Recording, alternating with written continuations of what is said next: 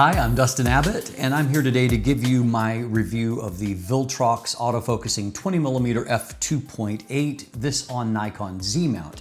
Now, I reviewed the Sony E-mount version of this lens in late 2023, but I have been interested in revisiting some of these lenses on Nikon, particularly in this case, looking at it from the perspective of the Nikon catalog and of course performance on a Nikon, in this case Z8 body.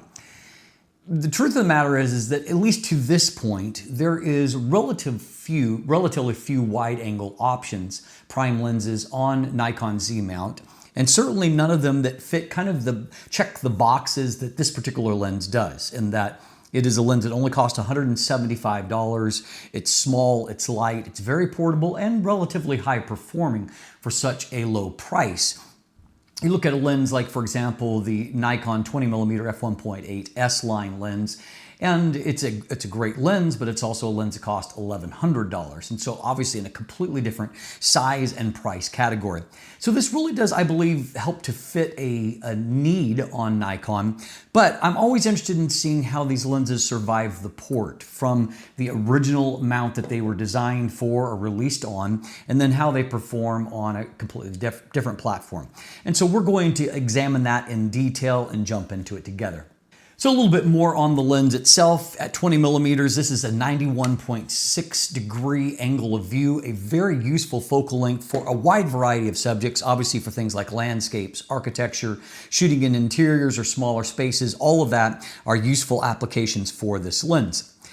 The lens is just a slight bit bigger on Z mount as opposed to Sony E mount. And so it is 68mm in diameter or 2.67 inches. That is 3mm wider. And the big reason for that is that the actual mount diameter of the Z mount is much larger than what the Sony E mount diameter is, about 9mm difference. And so as a byproduct, lenses need to be a little bit wider to accommodate that. So there's almost a little bit of a flare out on the lens barrel right near the lens mount. And so it's 3mm wider in diameter.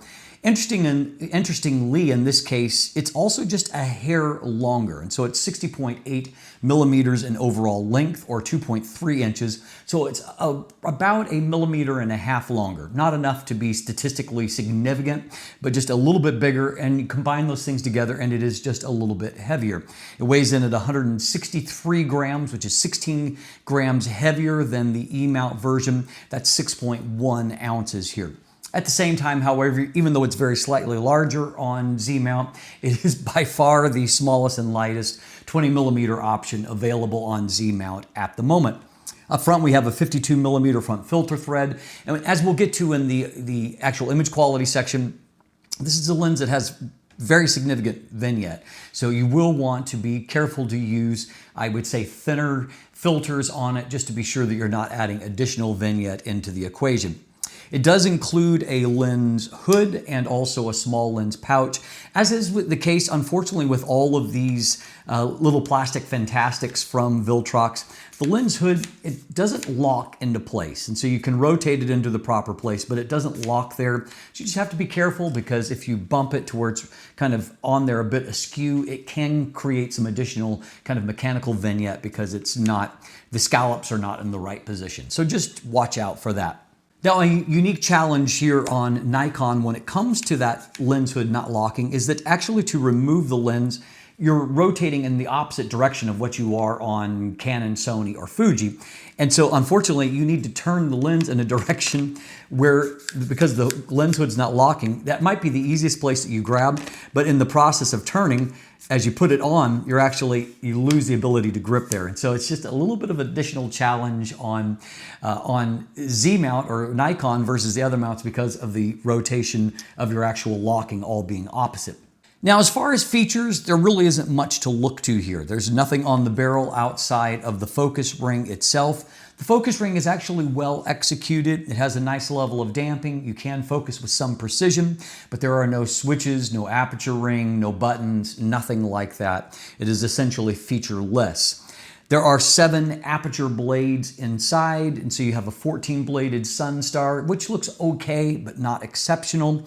What it does contain that is very common for Viltrox lenses is that it does have a USB-C port. And that allows you to do easy firmware updates to it. Minimum focus distance here is 19 centimeters, and you get a fairly decent 0.17 times magnification, close enough to do some interesting things, to shoot some perspective type shots. It's not going to masquerade as a macro lens by any stretch of the imagination, but that is a decent level of magnification for a wide angle lens. Now, obviously this, as mentioned, this is made out of plastic. It is built around a sturdy metal lens mount. I will say about the plastics used in this Viltrox series, they actually feel like really good, great engineered plastics because everything feels very tough and sturdy. There's no weather sealing here, but there is a HD Nano multi-layer coating on the front element that will help with some fingerprints and water there. And so it's not a professional grade lens, but it does feel tough. And truth of the matter is that I've been using the E-mount version. I used it a fair bit. I've traveled with it some, and frankly, it's held up just fine. It's been tough, it's been durable. So we have a simplistic design here, but again, for 175 bucks, I would say it's more about what's on the inside that matters here. Now, one of the main areas of differentiation when you're looking at multiple lens mounts is how autofocus is going to perform. Every system has its own focus algorithms and process for achieving autofocus.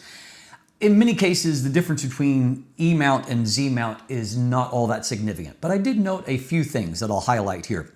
We have an STM or a stepping focus motor here.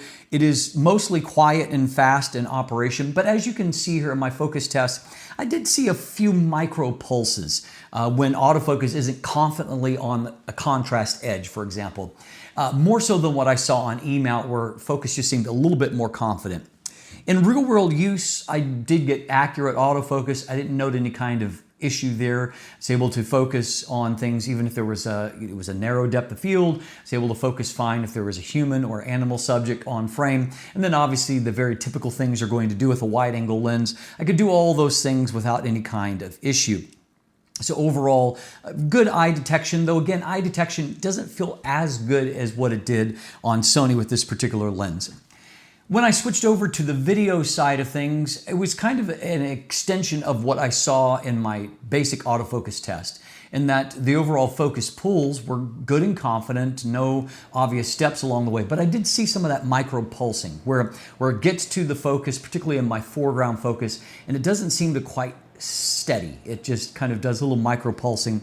So a little less confident in that regard. You will see some focus breathing, but it's not significant, not a major issue there. With my hand test as well, I just noticed a little less confidence in going back and forth between my hand and my eye. Not bad overall, but not amazingly good. Now, on a positive note, when it comes to doing something like vlogging, which I think is a good application for this lens, it worked well in that regard. I had no issues with it staying confidently on my eye and tracking as I moved around in a variety of situations. And overall, in general, I would say in some of these video shots here, the shots themselves seem confident and stable. So I would say that the lens is going to show its kind of limitations more if you're trying to force more significant focus changes between a point A and a point B. But for just general stability in shots, less of an issue there. So overall, I would say that this is going to be a good gimbal lens. It's obviously very lightweight, great focal length, and of course the ability to pop into a APS-C crop is going to give you a little bit tighter 30mm angle of view, which is also a very useful angle of view as well. And so overall, autofocus is good, but I wouldn't say as good as what I saw on Sony E-mount. Now on the image quality side of things, obviously I'm working with a little bit different standard here, 45 megapixels being the high resolution watermark versus 61 megapixels on Sony. And there's one area I think of actual differentiation between the two mounts, which I'll highlight in just a second. I'm going to give you a quick overview of optical performance, and then if you want the deeper dive, the optical breakdown will follow at the end of the review. We have 10 elements in 8 groups here. As you can see from the breakdown, half of these are exotic elements. The MTF, it looks good, but not exceptionally good. And in many ways, I think that real world results feel a little bit better. Now, on the actual different test, I found when it comes to vignette and distortion. Distortion itself is quite low. There's not a lot of distortion, particularly compared to some other wide-angle lenses. But what is there, while it's not a lot to correct, it is complex in the sense that you can't just have a linear correction. So basically what happens if you try to correct for the direction of barrel distortion, you end up creating more pincushion distortion in the edges. If you try to correct for pincushion distortion in the edges, you create barrel distortion in the middle. It's not linear, and so the profile is going to do the best job of cleaning it up. What I did find compared to Sony is that while it had a lot of vignette on Sony, it has even more on Nikon, which has been the case in all of these lenses. So I'm essentially maxing out the vignette sliders on Nikon. And so we've got a good full, close to 4 stops of vignette in the corners there. So just know that you're probably going to need to do vignette correction. That is an optical weakness here. Now, one of the things that I observed on Sony, which seemed to be a little bit less of an issue here, is that on at least the copy that I reviewed on Sony E-mount, I noticed a big disparity between center and corner performance.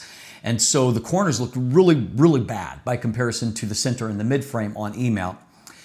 So I tried then going back and focusing in the corner, and I saw much better corner performance, but much poorer center performance. So some definite issues with not being able to get a flat plane of focus. Now, interesting here on Nikon, I saw much less of that issue. And while it's true that the corners are weaker than what the center or mid-frame performance is, that's exactly what the MTF chart suggests. But it's not this radical thing to where there is a completely different result if I focus in the corner. Yes, if I focus in the corner is a little bit better, the center is a little bit worse. If I focus in the center is better and the corners are a little bit worse, but it's not extreme. So overall, I would say that you're going to find that this lens has good center performance, has good mid-frame performance, even at f2.8, and that the corners are weaker, and the corners will start to improve as you stop the lens down. And I actually found that the best sharpness came at f8 in terms of consistency across the frame on a 45 megapixel sensor, but it's good enough by that point that I was happy with results. The corners are not the sharpest that I've seen, obviously, but they're good enough for just about everybody and just about every kind of situation. Now, I did notice, as per usual, that on higher resolution bodies, you're going to start to see diffraction pop in by about f11. It's going to be the most obvious at f16, which is the minimum aperture here, but it's not terrible, it's not extreme. I was happy with the colors, and I will say I was also happy with the overall look of images. Felt like the images had a little bit of that special sauce that I see with some wide-angle lenses, where they just, the combination of the overall look of images was very appealing to me. And where I was shooting with a handful of different lenses in similar situations, I actually found that I quite liked the look of the Viltrox 20mm images. Now, more of a mixed bag when it comes to flare resistance. I found that flare resistance was mostly good, but it's not perfect. You will get a little bit of ghosting artifacts, particularly when you stop the lens down a bit. Overall, however, for the price, this is a remarkably good little wide-angle lens for the money. So my conclusion is this. I would say that relative to the Sony E-mount version, the lens itself actually fills an even greater need on Nikon. There's just a lot fewer wide-angle prime lenses on Z-mount than what there were on Sony E-mount. So I'm really thrilled to see it here on Z-mount. I believe that, as I just noted, it delivers really quite compelling images for $175. And if you're someone that only shoots wide-angle rarely, if you're a very serious wide-angle shooter, I would definitely consider instead the Viltrox 16mm F1.8. It's an exceptional lens. But this is, I think, good enough for most people, particularly those who like to shoot occasionally at wide angle and they don't want to dump a lot of money on it. This really allows you to do that and maybe to expand the ways that you can approach a scene by having a wide angle option that you haven't put a whole lot of money into. I also really love a lens like this for its form factor and the fact that it's a really easy lens to throw into a bag or even a pocket to bring along as a complementary focal length. Maybe you reach for it, maybe you don't in a day's outing, shooting, or on a trip. Maybe you don't reach for it often, but it also has very little penalty for bringing it along in terms of the size and the weight. And so I think that makes it a very, very interesting lens. I think this is a perfect lens for those that either don't shoot wide angle often or want to travel light or are on a limited budget. There's a lot of ways that this checks a lot of boxes and is definitely well worth your consideration. Now, if you want more information, you can look in the description down below where it's linked to my new text review for the Z-mount version of the lens. There's also linkage to an image gallery there, some buying links if you'd like to purchase one. And if you want a deeper dive into the optical performance here on Z-mount, then stay tuned with me right now. We'll take a look at that together. So we'll start by taking a closer look here at the vignette and distortion pattern. So as I mentioned in the overview, you can see that there is a little bit of a mustache pattern here. And so we've got a barrel style distortion bulge here at the center of the image. You can also see in the edges, however, that we also have a little bit of a pincushion style distortion on the edges. And so that makes it a really complex pattern. You really can't do a great job of manually correcting. So in this case, obviously, I've prioritized limiting barrel distortion inside here. You can see all it's on the edges, however, it's exacerbated the amount of pincushion distortion along the edges. So bottom line is that you'll do a better job by using a actual profile that is kind of custom tailored for this. If you're interested, this particular correction is a +3 to eliminate barrel distortion. Now, you'll also note down here in the vignette slider area that I had to maximize that all the way out to 100%. And you could see that that's definitely not overcorrecting into the corners. And so this has a lot of vignette. And so you're obviously, again, profile correction will help a lot with that. But at the same time, that's enough correction that there are potential situations if you're shooting at high ISOs, you could get a little bit of additional noise as a byproduct of that, just something to be aware of. Now, fringing of any kind is not an issue with this lens. On the longitudinal end of things, you can see that there's really just not any fringing to see before or after the plane of focus. Likewise, if we look into the corners, I do see a tiny bit of lateral chromatic aberrations. You can see just a little bit of a blue-green and a little bit of a red magenta there on the left side, but it's certainly not pronounced. It's not strong, so it probably won't be an actual real-world factor. And in fact, I didn't really notice it in any real-world images. So now moving on to contrast and resolution. What we have here is a 45 megapixel Z8 sensor. I'm going to show you results at 200% magnification. In the center of the frame, nothing to complain about there. Very sharp, very good contrast. That's a good, strong performance for a wide-angle lens. Likewise, in the mid-frame, it's not exceptional, but it's good. I mean, it looks nice and crisp there. You can tell that there's room. This bill really kind of shows me contrast quite well. There's room for a little bit more contrast there, but really not bad. We can also see that it holds pretty good towards that lateral, kind of the outside 1/3 beginning. So it doesn't fall apart early on in the mid frame. But going down here into the corner, we can see that it is steadily softening towards the corner. But though frankly here, this is really not a terrible performance. So for comparison, here on the right, I've got an example where I actually focused in the corner. Now, one other thing to observe is because of the amount of vignette that's there, the camera did a new metering. And so we have 1/25th of a second rather than 1/60th of a second. And we can definitely see there is some improvement here in performance. Contrast looks better, a little bit more definition like in the coat here, and in these various things here, contrast looks improved. And yes, that means that if we go back to the center of the frame, the center with it focused in the corner doesn't look as good here as what it did when it was focused in the center. But what we saw on the E-mount version, at least the copy that I tested, is that there was a radical difference between these two things. That's really not the case here. This is a pretty normal end result. So let's take that into the real world. Here is an f2.8 landscape. And so we can see if we look in the center of the frame, it looks really, really good. There's lots of detail there, and you can see even into the distance, resolving a lot of fine details quite well. As we move towards the middle frame, we can see that it's not maybe as crisp, but still definitely reasonably good.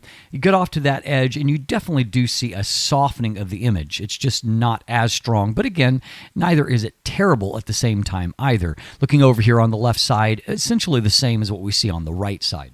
So stopping down from f2.8 to f4, we do see a bit of a contrast boost here. The whites look a little bit brighter. Everything just looks a little bit more contrasty, but not radically improved. Mid-frame, I would say, looks a little bit better down into the corner. Corner's definitely looking brighter here. We've had some vignette lift, and overall, it just looks a little crisper there in the corner. By f5.6, things are looking better still in the corner, now looking pretty reasonable. And we can see that f8, we actually achieve kind of our best performance as far as that sharpness reaching right off to the edge there. It's now looking quite good. And if we do a quick run around the chart itself, we can see here over here on the left side, it's looking good on the left side, so good consistent centering there. Up into the upper left, again, consistently good, and then upper right.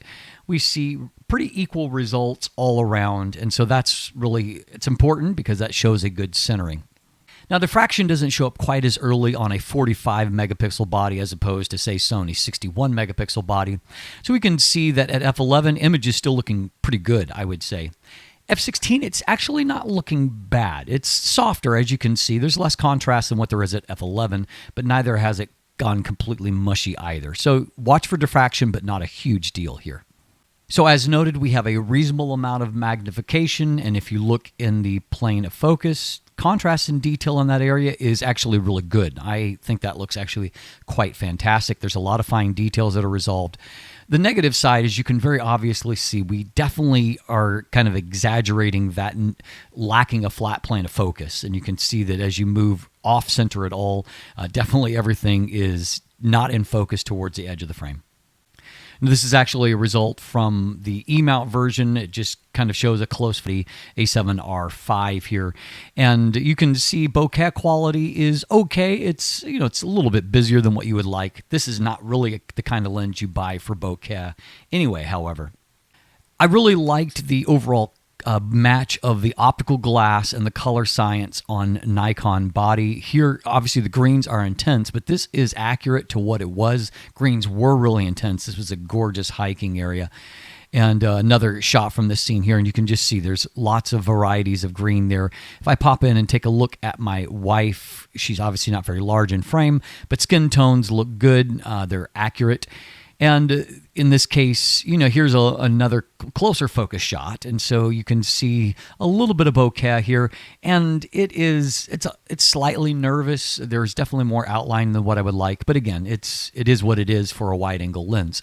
Here's another shot where colors are both accurate, but they're also rich. And as I look at the sum total of the image, I actually liked the wide angle look and the color off this image better than several other lenses that I was shooting with, both on this and other platforms at the same time. So I felt pretty good about that. Now, popping back to the E-mount version for some Arizona shots here so I can get lots of intense sun. So you can see here, we've got a little bit of a ghosting artifact, but not too bad here. And obviously this is a very strongly backlit situation. You can see contrast hasn't fallen apart. Another shot here, and again, overall, I think that's really quite good. I mean, this is stopped down, and so the image is not falling apart. Contrast still good. You can see detail is pretty great here. Now, in this stopped down image here with E-mount version, you can see that right off to the edge of the frame, that contrast is quite good. So I think this shot is, let me just double check. Yes, at f11. So as you stop the lens down to smaller apertures, that sharpness is going to extend right off into the corners. One final shot here. The Sunstar, I think, is average at best. It's certainly not spectacular, but neither is it terrible either. And flare resistance, I think, is more good than bad. So overall, for such an inexpensive optic, really not a bad performance. So at the end of the day, I think you can agree with me that the optical performance, while nuanced, is really quite good from this lens. And I hope that the optical deep dive has helped you to make a more informed decision as to whether or not it's a lens that should be in your own kit. As always, thanks for watching. Have a great day, and let the light in.